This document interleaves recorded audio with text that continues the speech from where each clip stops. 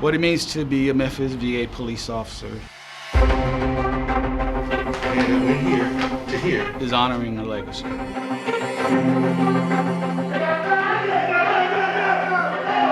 When I retired from the military, and even though I hung up my uniform, I never hung up my commitment. I've loved law enforcement ever since I was little, but coming here working law enforcement took on a totally different aspect. For me, it's a sense of pride that I'd taken the job. This is an extension of my commitment that I gave. This is one way that I'm able to reach out and do something for the veterans.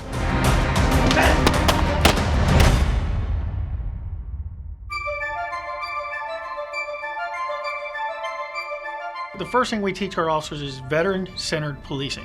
Getting down to the root of the problem sometimes, you have to get the veteran or whoever I'm dealing with, not only to understand, yes, I'm a VA police officer, but I'm human also.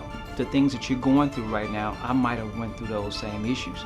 All of our officers receive CIT training or crisis intervention training. The CIT training helps me get on their level and be able to assist them in solving their problems. We are actually more trained and more well-trained in all aspects of law enforcement than most of your civilian law enforcement agencies. It has to be one standard across the board.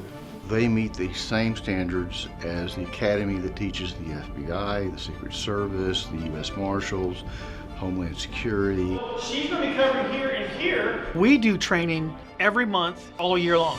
We're required to do active threat response training 4 times a year. Start the head around. Push out the head. We do ground defense recovery and defensive tactics 4 times a year. Yeah. Every officer is required to shoot 800 rounds with their pistol a year, minimum. And 120 rounds a year with their rifle. Stand by, fire. We qualify with pistols twice a year, rifles once a year. We qualify with the iron sights and with optics for the rifles.